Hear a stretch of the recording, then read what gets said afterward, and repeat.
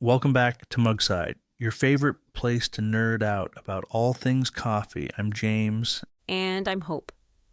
And today's episode, I'll admit, it's personal. We're not just talking about drinking coffee, we're diving into the real art of tasting it. You know, like the pros do. This episode is for anyone who's ever looked at a bag of specialty coffee and seen tasting notes like juicy red currant or bergamot and thought, what? I don't taste any of that. You're not alone. I used to think flavor notes were just marketing fluff. But the deeper you go into the world of coffee, the more you realize that these nuances are real and anyone can learn to perceive them. And it's not about becoming a certified Q grader, although if that's your goal, more power to you. But for the rest of us at home brewers, learning how to taste coffee like a pro is about developing sensory awareness. It's about slowing down and really noticing what's happening in the cup. You don't need a lab. You just need a curious palate and a little intention. That's such a good point, Hope. It's funny how something as simple as tasting coffee, really tasting it, can ripple out into the rest of your life. I've found the same thing. When I take a few extra seconds to notice what's in my cup, I end up noticing more everywhere. The smell of fresh air on a morning walk, the way sunlight hits the counter while I'm brewing, even just the feel of my mug in my hands. It's like coffee teaches you to pay attention. Exactly. And I think that's what makes coffee tasting feel like more than a hobby. It becomes a kind of daily meditation. You're not just chasing flavors, you're building awareness. And that awareness for me is what turns coffee from a habit into a ritual. Right.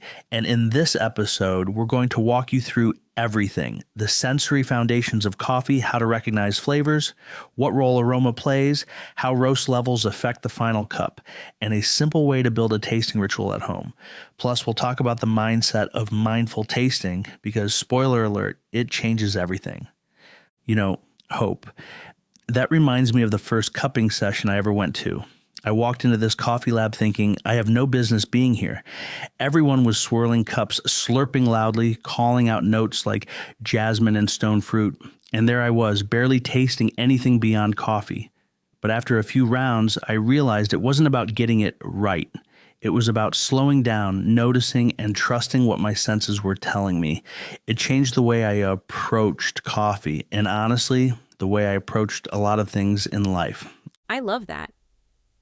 For me, tasting coffee with intention taught me to slow down in other parts of my day too. It's like when I'm focused on what's in the cup, I'm reminded to be present.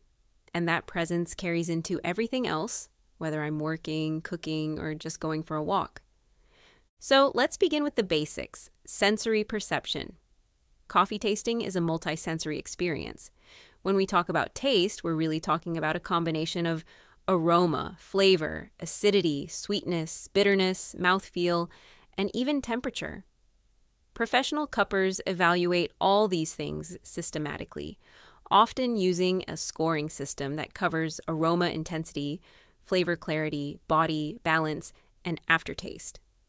And you might be surprised to hear that our ability to detect flavors is heavily reliant on our sense of smell. In fact, around 80 to 90% of what we perceive as taste is actually aroma. That's why coffee tastes so bland when you have a stuffy nose. It's not just the taste buds on your tongue, it's your whole olfactory system working overtime. Exactly. The SCA, the Specialty Coffee Association, teaches that aroma, acidity, body, and flavor are core pillars of coffee evaluation.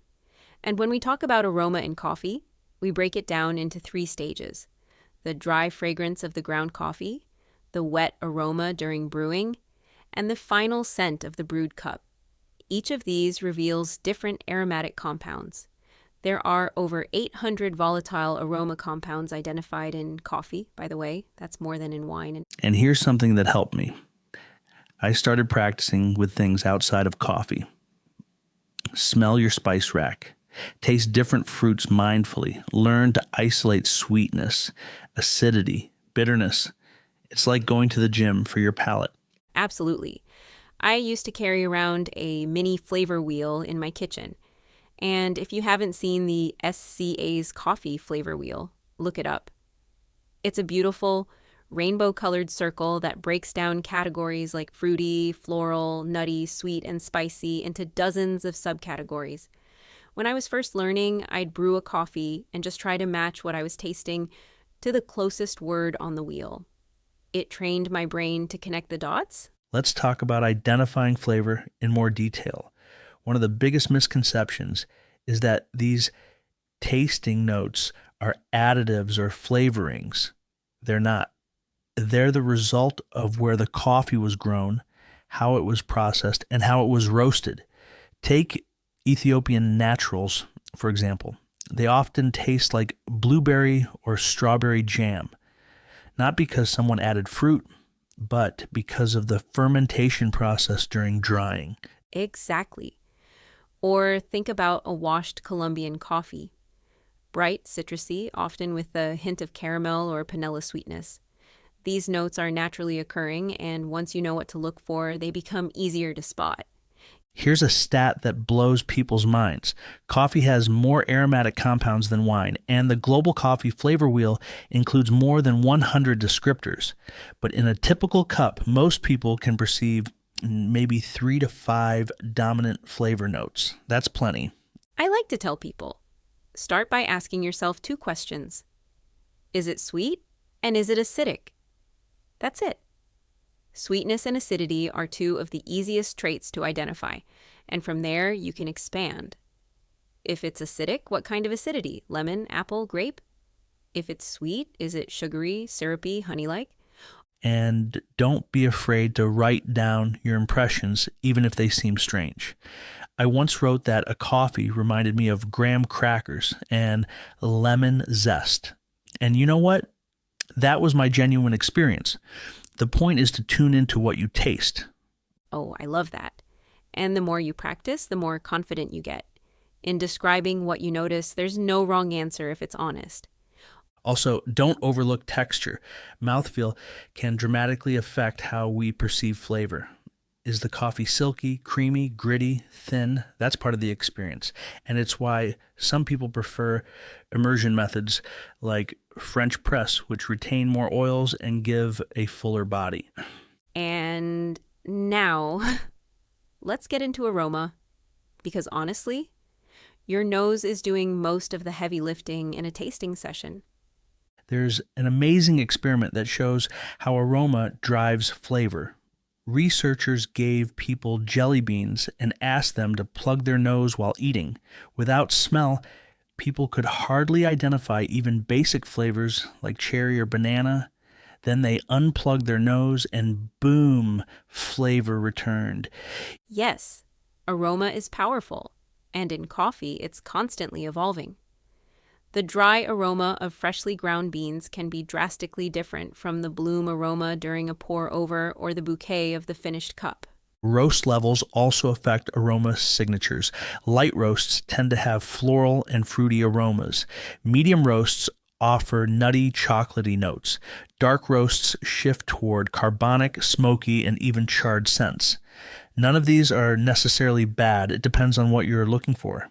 Here's a tip. Always smell your grounds before you brew. Stick your nose right in the bag or jar, then smell again during brewing. And finally, breathe in the finished cup.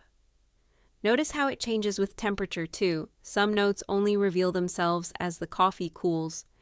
Also, if you want to boost your aroma vocabulary, get curious about the smells in your everyday life. Walk through a farmer's market and smell the peaches, the herbs, and the fresh cut flowers. That kind of real world training makes it easier to pick out those notes in coffee. One of my favorite things is blind aroma guessing games. I'll put cinnamon, orange peel, vanilla, cocoa, even a little dirt, yes, dirt, into jars, and ask friends to guess with their eyes closed. It's hilarious and it sharpens your sensory memory. That's such a fun idea, Hope, and it really highlights how much of tasting coffee is about building that sensory memory bank. The more you expose yourself to different smells and flavors, whether it's spices in your kitchen, fresh herbs from the garden, or even a walk through a farmer's market, the more reference points your brain has when you're trying to describe a cup. Exactly. I think people underestimate how much memory plays a role. When you taste something that reminds you of childhood, or a place you visited, or a dish you love, that's your brain connecting the dots between the sensory experience and your life. And in coffee, those connections can make the whole experience more meaningful. And here's the cool part. You don't need any special training for that. Every cup you taste, every time you pause to really notice an aroma or a flavor, you're building that memory. Over time, it becomes second nature. That's what professional tasters are doing too. They've just logged thousands of cups. And you can start that journey today. Next time you're brewing, just take a few seconds to close your eyes and really smell what's in the cup. What pops into your mind first? Don't overthink it. That first impression is often the most honest. Let's move into roast level impact, because this part is often misunderstood. People assume light roast equals weak coffee. Not true. Roast level influences flavor, but not strength. Strength is about the ratio of coffee to water. Light roasts preserve origin flavors better, meaning you'll taste more of the unique terroir, the soil, climate, altitude. They often have higher perceived acidity and more fruit-forward notes. Think green apple, citrus, floral. Medium roasts bring balance. The acidity softens, sweetness develops, and you might taste caramel, milk chocolate, or toasted almond. Great for people who want nuance without too much bite. Dark roasts, meanwhile, emphasize roast character over origin. You'll taste more bitterness, smoke, and even notes like tobacco or leather. These are comforting flavors for some, overwhelming for others. Statistically, about 65% of American coffee drinkers prefer medium to dark roasts. That's changing, though. As specialty coffee grows, more people are warming up to lighter roasts, especially when they learn how to brew them properly. And it's fascinating. When you brew the same origin at different roast levels, it's like hearing the same song remixed. The melody's there, but the mood shifts. Now let's help our listeners try this at home, because tasting doesn't require a lab coat. It just requires some intention. Here's a simple home tasting setup. Brew 2 coffees, either different origins or the same origin with different roasts.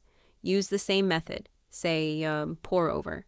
Same grind size, water temp, brew time. Eliminate variables. Then pour both into cups. Label them A and B. Take notes. Smell them first. Then taste. Sip slowly. Ask yourself, what do I feel on the tip of my tongue? What flavors come through as it cools? Use a tasting journal or even just your phone notes app. Track your impressions. If you're consistent, you'll build a flavor memory over time. And we're excited to share that we're working on the Opaqa Compass app. It's in development right now. It'll be a simple, intuitive way to log your coffee tastings, build your flavor profile, and even get recommendations that match your preferences. So stay tuned, because it's coming soon, and make it a ritual. Set aside 15 minutes on a weekend morning. Play a little music, light a candle. No distractions, just you and your cup. That's how you train your palate. Coffee becomes a mirror. The more you bring to it, attention, curiosity, care, the more it gives back. That's what tasting like a pro really means. Couldn't have said it better. And with that, we hope this episode gives you a fresh lens on your next cup. Whether it's your usual brew or something new, sip with intention. And tag us when you discover something exciting. We love seeing your tasting notes. Next week, we're traveling to the heart of Africa's coffee heritage in a deeply flavorful episode. See you then. Stay curious, sip slow, and savor the ritual.